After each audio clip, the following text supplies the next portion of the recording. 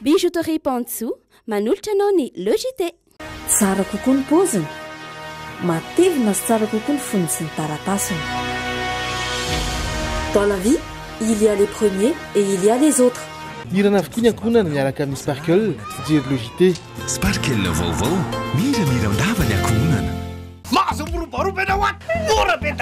Chic P Fabiola, la référence de la mode africaine, Manoul Chanao, le JT. Total vous présente le JT. Chez Total, on en fera toujours plus pour vous. Spaghetti Primo, vita amin'ny vary mazava fantina. Sady vaovao, tsara no tsy miray. Spaghetti Primo, manolotra anao ny logité. Telma, safidiko numéro 1 malagasy manolotra ho anao.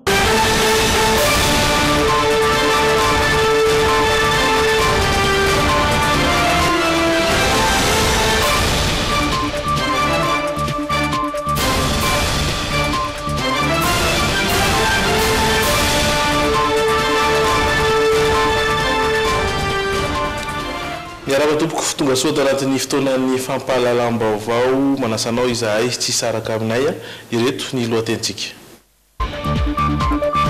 Ny fitopolo-isanjato ny fitakian'ireo mpampianatra ny UEFA nijereny fitondram-panjakana vahaolana amin'izao fotoana izao. Vola sandoka mahery ny 10,7 tapitrisa ariary saika aparitaka teny amin'ny tsena ny mahazo no trateaky ny mpitandro filaminana. Anarivony mahery kosa ireo tanora eto Antananarivo nahavita fianarana nefa tsy manana asa amin'izao fotoana izao raha ny antotany safarany voaray. Amin'ireo maresaka iraisam-pirenena samy afa-po tamin'ny fifanakalozana sy ny resaka ny fanaovana nandritra ilay fihaonana tampony ny filoha amerikanina Donald Trump sy ny filoha rosiana Vladimir Poutine. Ankafaliana trano tompoko lasy tompoko vavy no hitsidiana ny tokatrantsika amin'izao takariva izao sainam-panajana ko ianao anaraka ny fampalalam-baovao hatramin'ny farany. Ijery zanam-pandaharana teny anglisy ho ianao ary hafakelitsika ao anatin'ny tapany faharoa izay iarahantsika amin'ny tsara fara ihany koa ao anatin'ny zanam-pandaharana amin'ny teniteny foana fa izao aloha iaran'olona aminao ny la une sy ny actu ny tena sy Sonia Andrenirina. Paperline, le choix de votre succès. Vibrez au rythme des couleurs Orlac. Trouvez Orlac partout à Madagascar. Ny lokony vaovao miaraka amin'ny Orlac.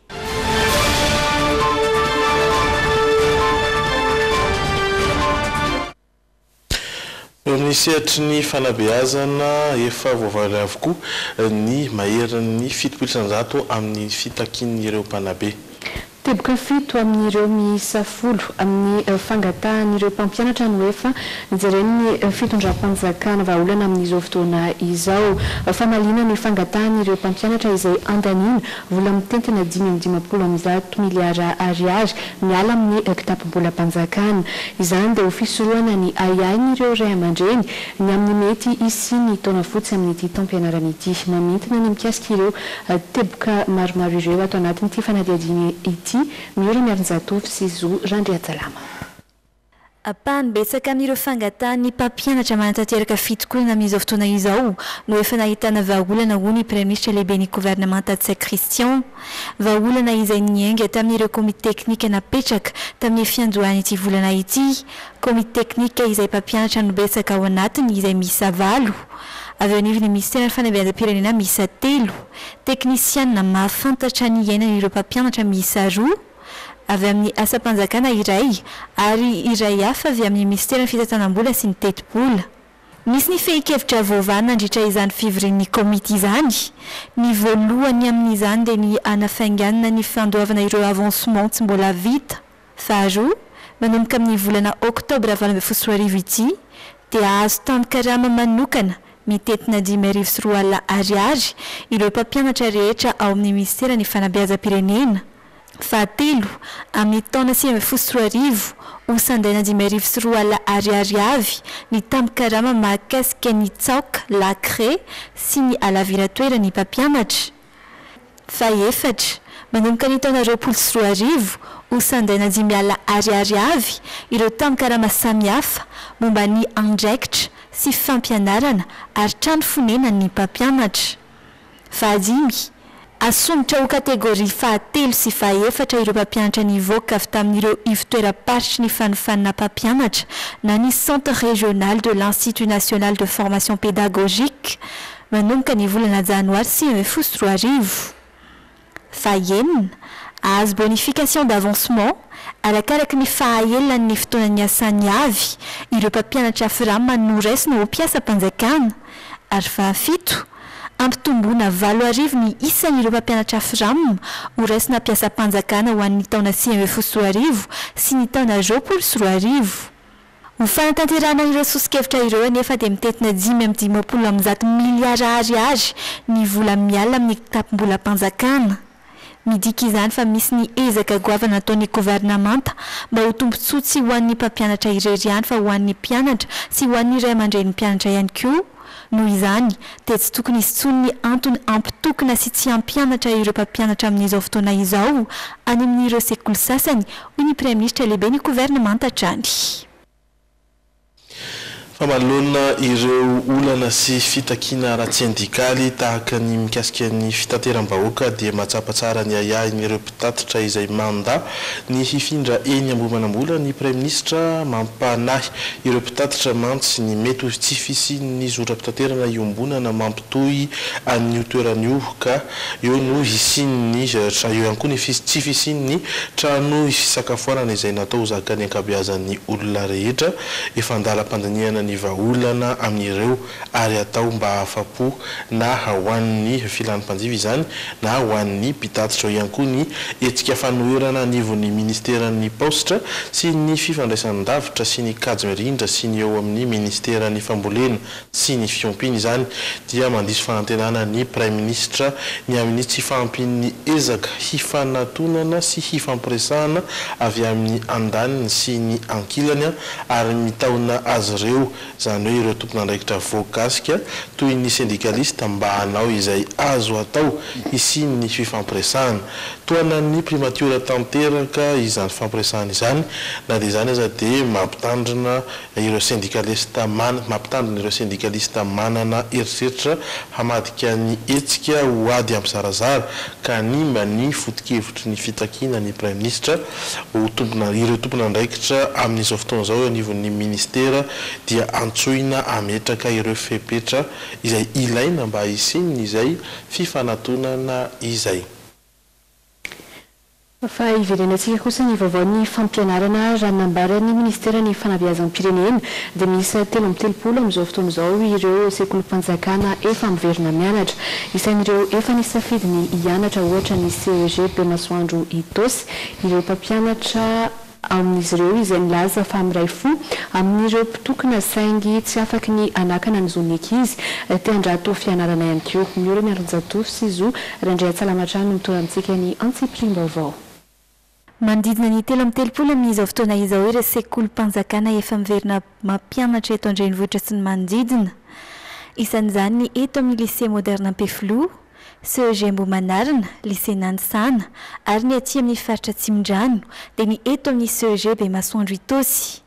Ny mpampianatra ato amin'izy ireo izay nilaza fa miray fo amin'ireo mpampianatra manatanteraka fitakiana saingy manaja ihany koa ny zon'ny ankizy te hianatra. Ny fanatsarana ny fampianarana ny tanjony ka tsy tokony handrava na hamotika fampianarana ny mpampianatra.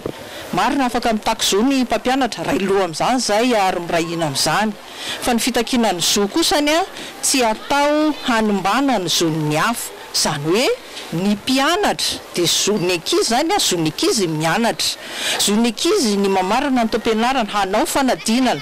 Iray volana sy tapany araka izany no tapaka ny fianaran'ny mpianatra teto raha toka roa volana izay ny any ireo sekoly tsy mbola mianatra. Efa mahatsapa sady anefa ireto mpampianatra ireto fa betsaka amin'ireo ankizy no nanadiny efa ny anarana anka lasa mitombo avy roa indray ny asany ireto mpampianatra ireto amin'izao fotoana izao. Tena tao anatin'izay ray volana mahery tsy ny anarana zay zao ho anay dia tena mamolaka zahay amin'ny fitazanany ankizy na eo amin'ny fitondratena na eo amin'ny fifanajana ny famerenana ny lesona zay vita teo aloha koa zany dia mafy aminay mamerina ny satria very mihitsy ny sain'le ankizy indrindra ho an'le ankizy manala fanadinana hiatrika fanadinana nasional. vokatra izany dia voatery na emotra ny fanadinan'ny ankizy raha ny teto amin'ity sekoly ity hatrany ho an'ireo kilasy anatanteraka ny fanadinana ara-panjakana kosa dia efa napetraka izy ireo ny lamina fa isy ny famerenana manokana omena ireo mpianatra ireo. Izay no makasika ireny lafo vaovao ireny fa raha iverenantsika ny olana syndikaly dia misy ny vaovao izay voaray izao takariva izao satria dia anatin'ny fikatsahana ny fitoniana no nampiaonan'ny Prime Ministre lehibe ny gouvernemanta ny ministra sy ny solontenan'ny mpiasa ao amin'ny ministeran'ny paostra sy ny fifandraisan-davitra ary ny fampivoarana ny haitao arakajy mirindra ny tapaka atao reny fiaonana ary fa isy ny sehatra ifampiresahana amahana ny olana manoloana ny fitakian'ny mpiasa izay atao ao amin'ity ministera ity. Anaraka dokam-barotra isika iveryneto afaka fotoana fohy. Ariva izao taoriny ireny dokam-barotra ireny dia hanoy ny vaovao isika vaovao trangam-piaramonina izay niteraka resabe avy tany Betafitany. Tokatrano iray no namoy zanaka sy niara-ny erisetra ary rava-fananana ka tsy maintsy nidirany mpitandro filaminana antsehatra tany Betafo. Tsy fantatra mazava ny antony tonga ny olona nandory sy nandroba ny fananana ity fianakaviana ity moa izay tsy dia mifankahazo loatra amin'ny fiarahamonina ao an-toerana mitatitra ny vaovao Zo Rabenandrasana.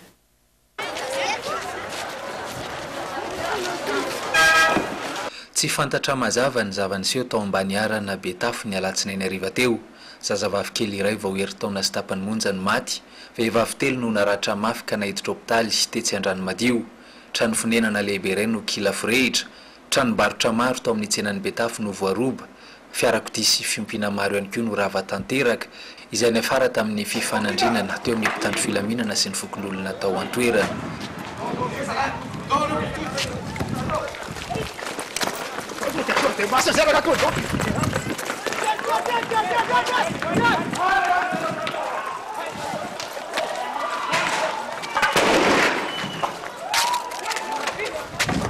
Araka ny fitantaran'ny fianakaviana ireo niarambonina sy rava-fananana dia lehilahy nanafika atao amin'ity tanànan'izy ireo ity no niantombohany ireo rehetra ireo.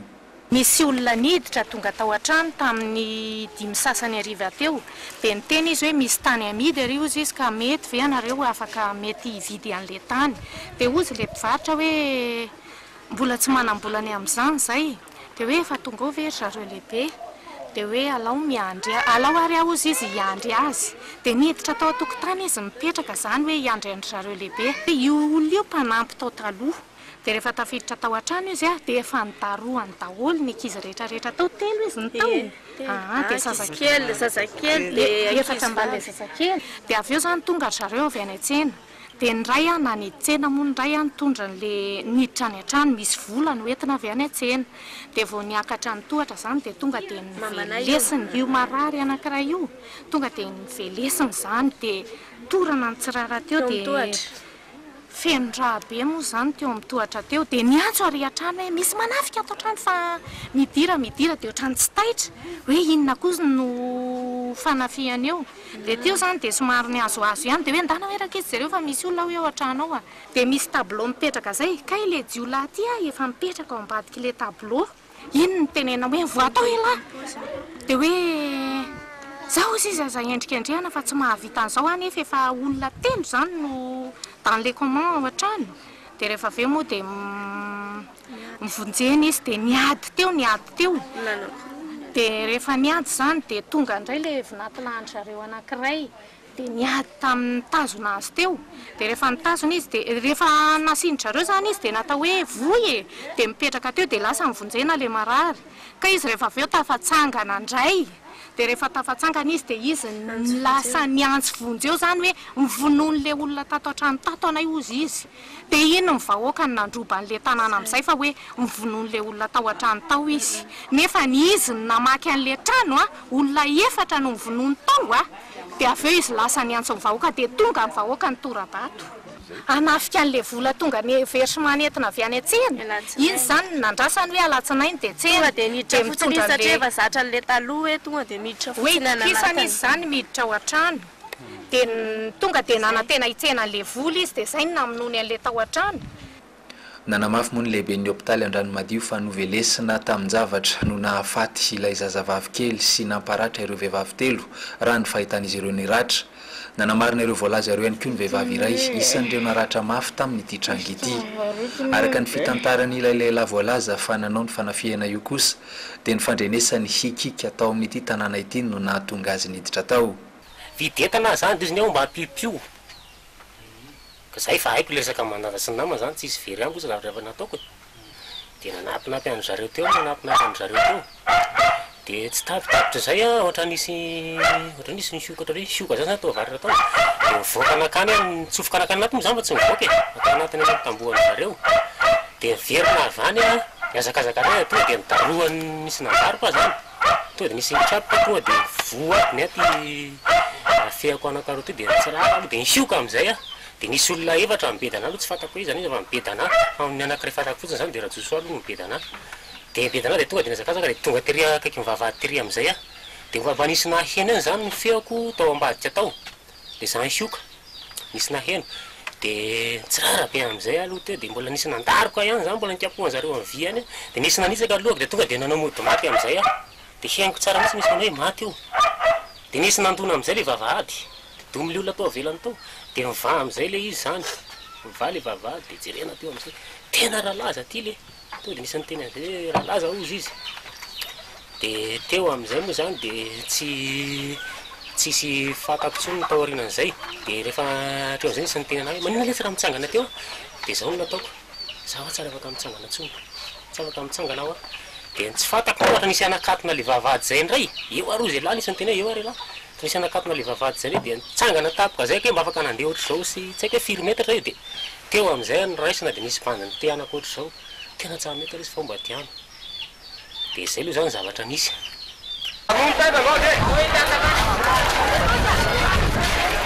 Araka ny resaka mandeha eo an-tanàna moa dia malaza ho mpangalatr'olona ilay raim-pianakaviana tompon'ity tanàna ity nirohotra nandoro ny trano sy nandroba ireo fananana rehetra ny fokon'olona avy eo izay niteraka ny fifandomana nandritry ny ora maro teo amin'izy ireo sy ny mpitandro filaminana.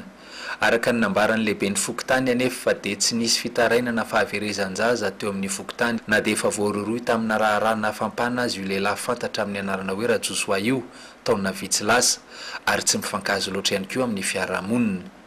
Teto mbola tsisy teto amin'ny fokotany ty tsy mbola naheno aloha hatreto fa nisy fatako izay tany amin'ny fokotany hafa tany fa ny teto amin'ny fokotany mbola tsisy nanao fampandrenesana hoe tsy talizaza na any ny fiarahamonina aloha somary mangitsingitsy satria izy moa manana maha izy azy ohatrany hoe tsy tena fanrobe amin'ny angamba fa dia mitokatokana ao anatin'ny lakorony fa tamin'ny teo tamin'ny 2013 teo ohatrany nisy efatranga nampinana ny olona koa fanjevona resaka latratolam-paty tamin'izay fotoana izay nefa efa natao angamba fa nandiadina dia mety tsy nisy ihany matoa izy afaka tady. Nandritra ny fandrombana niatra tamin'ity tokantrano ity moa dia nisy lakolosym-piangonana ihany koa hita atao amin'izany tanàna izany izay niteraka resabe ka nitondrany lehibe ny fokotany fanazavana.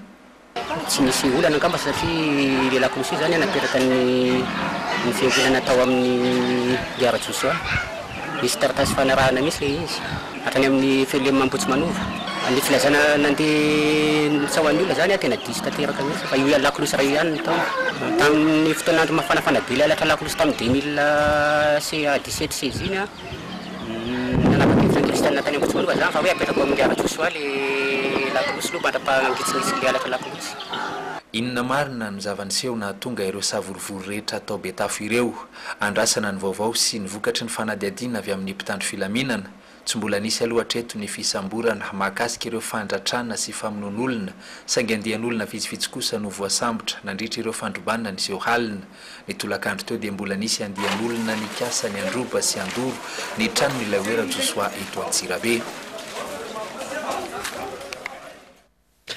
Mbola mitohy hatrany izay tranga izay hatramin'izao ora itenenantsika izao satria dia mbola mirohatra any Andrefatsena any Antsirabe ireo andian'olona avy ao Betafo mikasa hanatanteraka izay fandoroana sy fandrobana ny tranon'ilay rangahy hoe Rajosoa io amin'izao fotoana izao miezaka manaparitaka azy ireo amin'ity fidanitra sy ny grenady mandatsatra ny maso ireo mpitandro filaminana amin'izao fotoan'izao araka ny tatitra voaray avy hatrany avy any amin'ny mpanao gazetintsika any an-toerana. Lafim-baovao hafa kosa indray no jerevantsika Sonia. Efa mandeha amin'izao fotoana izao ny fanadiadiana mikasika ny trangana kolikoly hita teny anivo ny anteny miram-pirenena tranga izay nanambarana fa nandray vola mitentina 200 tapitrisa avy ireo solombavambahoaka tamin'ny fandaniana ilay volavolan-dalàna mifeny fifidianana amin'ireo solombavambahoaka 40 izay voakasika dia 9 ihany no efa namaly ny Antsony Bianco raha ny voalaza ny tale jeneralny Bianco tamin'ny miora miarin-jato Sizo Randriatsalama. Nandritra ilay fandaniana ny lalàna mifeny fifidianana ny faraparan'ny volana martsa teo teny anivo ny anteny miram-pirenena Tsimbazaza no nilazan'ny maro fa nisy ny trangana kolikoly teny amin'ny lapany Tsimbazaza. Voalaza tamin'izany fa nahazo vola mitentina 200 tapitrisa avokoa ireo solombavambahoaka nandany ilay volavolan-dalàna fehizoro mifeny fifidianana. Mbola nisy ihany koa manamarika izany ny horonan-tsary izay hitany rehetra ary noraisiny maro fa manamarina izany tranga izany. Noho izany toezava misy izany dia nirotsaka ny sehatra ny birao misana ny ady amin'ny kolikoly eto amintsika. Nambaran'izy ireo fa efa mandeha amin'izao fotoana izao ny fanadiadiana mikasika indrara iny. Crime secret ozy ny teny frantsay hoe eroka atao anaty miafina izy io. Tsisy olona anao kolikoly ka hoe akapanao gazety jereo zay anao kolikoly na hoe tiso ny ampo fa voarainao le volan'ny kolikoly natao teo. Fa noho n'izay antony zay zany dia tsy maintsy manangona indiso ozy ny teny frantsay maromaro mba entina anaporofona fa nisy ilay trangana kolikoly. Amin'ireo solombavambahoaka miisa 40 izay voakasika nefa dia miisa 5 ihany ireo namaly ny Antsony Bianco tamin'ny fakanam-bavany. Mbola misy kosa nefa no mbola tsy mamaly ny famitorana ny fiantsona azy dia mbola ho amerina zay zany fiantsona zany amin'ny herinandro ty na amin'ny herinandro ambony io mba ahafahana mahazo n'ilay fanadiadiana mikasika an'zareo. Tsy maintsy sisy indray araka izany ny antso faharoa atao ho an'ireo solombavambahoaka tsy mbola namaly ny Antsony Bianco ho ny tale jeneralny Bianco hatrany. Tsy maintsy afara amin'ny fisamborana nefa raha toka minitsy miraharaha ny Antsony Bianco ireo solombavambahoaka izay voakasika. Tsy aivina nefa fa mbola maka fotoana lava ny anapirofona ny trangana kolikoly iray na amin'ny firenena efa mandroso aza izany na dia efa hita ary ny eto amintsika fa manao ny asany sy ny andraikiny eo anivon'ny Bianco. Alexandre dia voasambotry ny zandary ireo rola voaroroy amin'ny fanaparitahana vola sandoka. Mahery ny 10 tapitrisa ariary eo moa ireo vola sandoka tratra ka ampany amin'izay no saika aparitaka teny amin'ny tsena ny mahazo. Ankoatra izay dia sarony zandary teny Ambatolampikely ihany koa ny fiara iray mitondra toka voarara 730 bidon izay nafelona tany ambany charbon indro ary ny fanampanazavana mikasika izay vaovao izay. Teo amin'ny toerana atao hoe Ambatolampikely commune ambanivohitra Ambohimalaza amiray amin'ny lalam-pirenena faharoa iny no trateaky ny zandary ny fiara iray avy any Andrika district any Moramanga izay nahitana toka voarara 730 bidon ny totaly 700 litatra ary nafelona tany ambany charbon.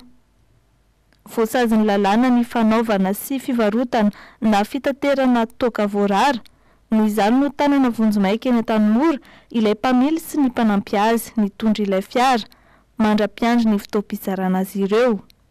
Tsy mety tratranjo kosa ilay tompony ireo toka voarara izay voalaza fa taty Antananarivo. Voasambotra ny avy amin'ny zandary mari-pirenena tamin'ity herinandro ity ihany koa ireo rola voaroro nanaparitaka vola sandoka izay mitetina 7 sy 7 tapitrisa ariary nokasaina ho aparitaka teny amin'ny tsenany mahazo.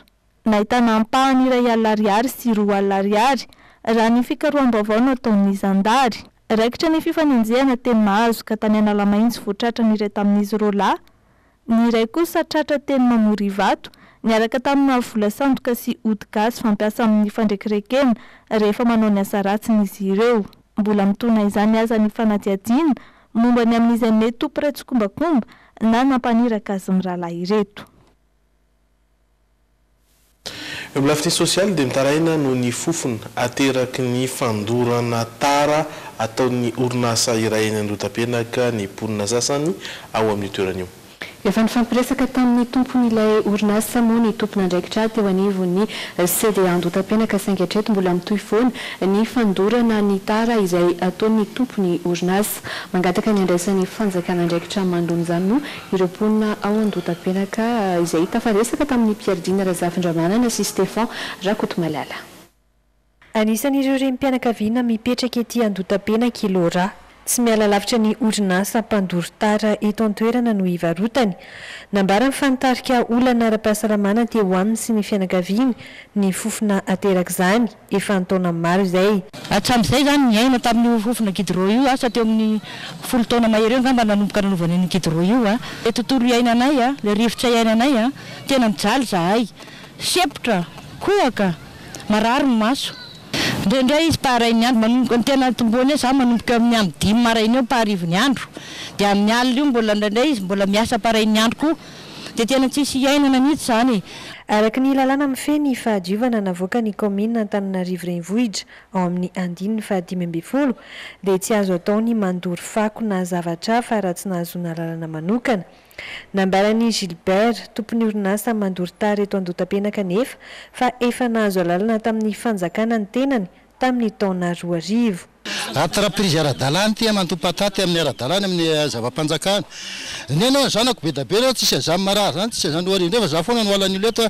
Efa nisy hoy ny nambarany tompony andraikitra ato amin'ny CDA Andotam-pianaka araka ny tatitra navoakan'izy ireo androany ny dingana natao saingy tsy nahitam-bokany zany hatreto. Nisy ny fidinanay fotony nataon'ireo ministère sectoriel rehetra reo tamin'ny 21 juillet 2017 nanapa-kevitra tamin'izay ny district satria ny chef district Antananarivo voalohany no nitondra ny commission ary namoaka arrêté karazana arrêté kely izy ireo ny hoe atsahatra vonjimaiky aloha ifandorona goudron io nandeha ihany ny tsy nijanatra eo anefa ny CDA sy ny mponina fa mbola nitohatra any amin'ny préfecture ny police tsy tany amin'ny ONE ary ny préfecture ny police no namoaka hoe atsaharo teny izao fa tsy ara-dalàna io zavatra io ary ny tao amin'ny SGN environnement ihany koa dia nanamafy fa tokony akatona toy ny nanakatonana n'ilay fandorona ilay fanamboarana batery teny Itosy Ambody Afotsy Itosy. Ankoatra ny famindrana toerana ny tompony orinasa dia sosokevitra nambaran'ireo mponina sasany ihany koa ny andrindrany ny tompony orinasa ny fandorana tara. Eo misehatra ny asa kosa indray anarivony mahery ireo tanora eto Antananarivo na vita fianarana nefa tsy manana asa amin'izao fotoana izao raha ny tombana voray. Noho izay antony izay indrindra no nikarakarana ny fiaonam-be ho an'ny tanora sy ny tompona orinasa maro eto amintsika amin'ity volana jolay ity. Tanjona aorian'ity hetsika ny ahafahan'ireo tanora mahita asa mifanaraka amin'ny fianarana izay noratofina araka ity vaovao izay mbola hoentin'ny Pierre Razafindramana sy Stéphane Rakotomalala amintsika ity. Matetika dia ireo asa mandray olona ny ivelany na ny call center no sehatra idiran'ny tanora indrindra amin'izao fotoana izao. Mahatratra analina ireo tanora mirona amin'izany saingy vitsy ihany no tafiditra ho ny tompony andraikitra iray. Maro mantsy ny fepetra takiana tafidirana amin'io asa io tahaka ny fifehezana ny iray amin'ireo teny vahiny. Misy chiffre azoko tenenina sa hoe manodidina ny eo amin'ny 4,000 eo no asa aroson'izy ireo isan-taona ho an'ny tanora malagasy mety efa niova ary zay isa zay. Mba ho fanampiana ireo tanora tsy hanasa sy ireo efa amperinasa manam-paniriana amin'ny fianarana indrindra no antony tonga ny fiaonam-be ho an'ny tanora sy ny tompona orinasa. Etsika izay ho tanterahana ny 17 ka hatramin'ny 18 ary izao. Ny lohahevitra amin'ity ny etsika ity zany dia ny lohahevitra tamin'ny herintaona ihany tazomina izay mifantoka amin'ny fahafehezana ny teny maro ankoatra ny tenintsika malagasy zany mba hanampiana ny fitadiavana asa la maîtrise des langues vivantes en atout pour les métiers d'avenir. Tanora maro moa no andrasana amin'ity hetsika andiany faharoa ity. Misehatra ny fizahantany kosa ny farana ny fahadimy amby folo ny volana jolay teo ny festival de baleine andian'ny fahaefatra naharitra efatra andro ny hetsika izay navory mpizahantany sy teratany malagasy maro. Amin'ny Mahanosy ny Sainte Marie moa dia manana ny anjara toerany lehibe amin'ny arloza amin'ny fifamoivoizana anaty rano avy eo anivo ny APMF tahaka tanjona tamin'izany raha teo ny hoe festival Herendoza araka ity fanadihadiana raha antsika ity.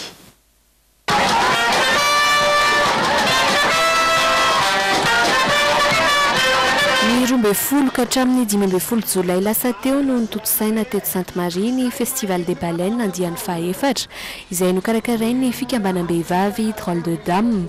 Ny fanandrify indrindra amin'ny fialan-tsasatry ny mpianatra moa izany ka dia mahasintona mpizahatany na gasy na vahiny.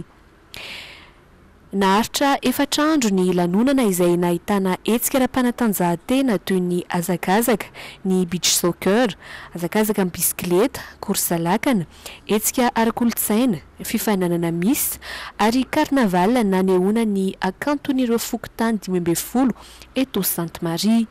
Amin'ny Mahanosy ny Sainte Marie dia manana ny anjara toerany lehibe amin'ny arloza amin'ny fifamoivoizana anaty rano avy eo anivo ny APMF koa tanjona tamin'izany ny hoe festival Herendoza. Mitondra fanazavana momba izany moa ny tompona andraikitra eo anivo ny APMF. Tonga ty zay manome tanana zany hoe efa misy olony APMF aty fa zay avy an-Tananarivo indray zany manome tosika azy ireo fanatanterahana ny projet zéro accident.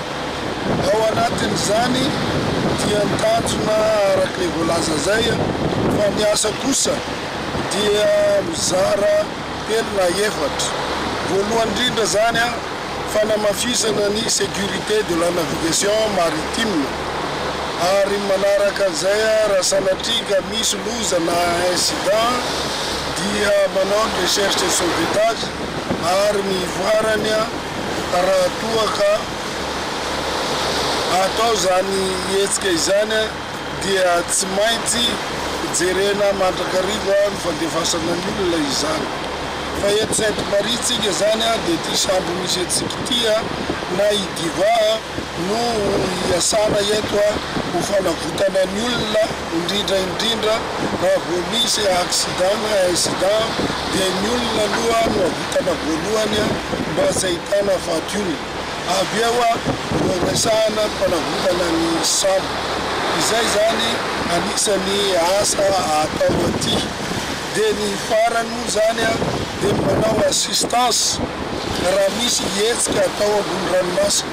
Ohatra zao tamin'ny maraina teo misy korsa lakana dia tsy maintsy mandeha ny APMF miaraka amin'ny sampony na miaraka amin'ny vedety eny manodidina an'ilay korsa lakana mba hanavotana azy ireo raha sanatria ka misy loza amin'ny trano.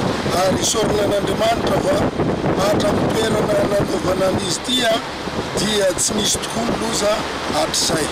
Mariana fa nilamina tanteraka ary ny Herendoza tokoa ny Festival des Baleines andian'ny fahaefatra tamin'ity taona 2012 sy 2010 ity. Ny festival no ny farana fa mbola azo atao tsara ny mijery ireo baleine hatramin'ny farany volana septambra izao.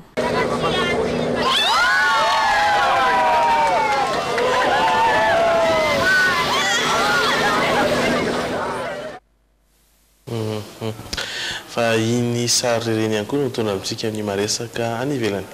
Omaly alatsinainy no nanomboan'ny fihaonana tampony voalohany teo amin'ny filoha Amerikana Donald Trump sy ny filoha Rosiana Vladimir Poutine izay natao tao Helsinki tao Finland. Teboka maro no voaresaka nandritra izany ary samy nilaza ho afa-po tamin'izay fihaonana izay moa ny filoha rotonda.